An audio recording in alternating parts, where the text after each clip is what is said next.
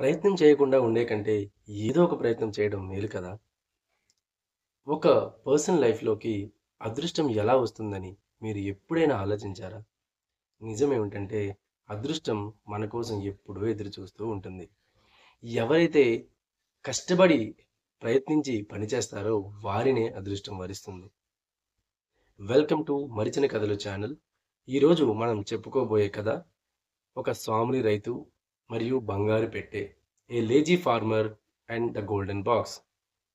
అదొక అందమైన పల్లెటూరు. ఆ పల్లెటూరులో రాములు అనే ఒక రైతు నివసిస్తున్నాడు. ఆ రైతుకి తన తండ్రి ద్వారా లభించిన కొంత పొలం ఉండేది. కానీ రాములు ఒక సోమరి. ఎప్పుడూ ఇంటి వద్దనే కాలక్షేపం చేస్తూ నాకు ఏమీ తోచట్లేదు అని అంటూ ఉంటాడు. తన తండ్రి దగ్గర పొందిన ఆ పొలాన్ని కూడా పండించకుండా పొలం పండకపోయేసరికి తన అదృష్టాన్ని నిందిస్తూ ఉంటాడు. ఎప్పటిలానే రాములు ఒక మధ్యాహ్నం నిద్రిస్తూ ఉన్నాడు. నిద్రలో తనకొక అద్భుతమైన కల వచ్చింది. వెంటనే ఆనందంగా లేచి తను పొలం వైపు పరిగెడుతున్నాడు.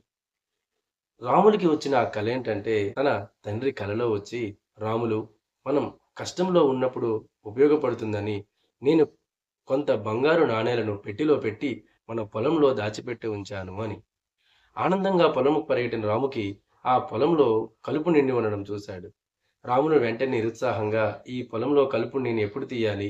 ఆ పెట్టెని ఎక్కడని వెతకాలి? అంటూ నిరుత్సాహంగా ఆ రోజు సాయంత్రం ఇంటికి తిరిగి వెళ్ళాడు. కొన్ని రోజులు గడిచాక రాములు ఆర్థిక పరిస్థితి అస్సలు బాలేదు. తను ఏం చేయాలో అర్థం కాక తనకున్న ఆ పొలాన్ని కూడా వేరే రైతుకి అమ్మేశాడు. ఆ కొత్త రైతు రాములులా కాదు. తన కష్టాన్ని నమ్ముకొని ప్రయత్నం చేస్తుంటాడు. తను రాముని దగ్గర కొన్న ఆ పొలాన్ని చదును చేసి దున్ని పంట వేద్దామని నిర్ణయించుకున్నాడు. వెంటనే ఆ పొలంలో ఉన్న కలుపు మొత్తం తీసివేసి పొలాన్ని దున్నడం మొదలుపెట్టాడు. కొంత సమయం తర్వాత నాగలికి ఏదో తగిలినట్టు అనిపించింది. రాయి అని భావించి ఆ రాయిని తీద్దామని మట్టిని తీయడం ప్రారంభించాడు. కొంత మట్టి తీశాక తనకు ఒక పెట్టి కనిపించింది. ఆ పెట్టి బయటికి తీసి చూస్తే దాంట్లో బంగారు నాణేలు. చూసారా?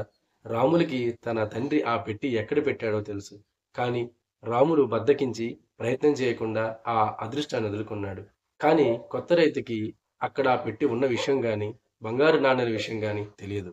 కానీ తను యథాతథిగా తన ప్రయత్నాన్ని కొనసాగించాడు. ఆ అదృష్టాన్ని పొందాడు. తన భవిష్యత్తుని, తన కుటుంబ భవిష్యత్తుని కూడా మార్చాడు.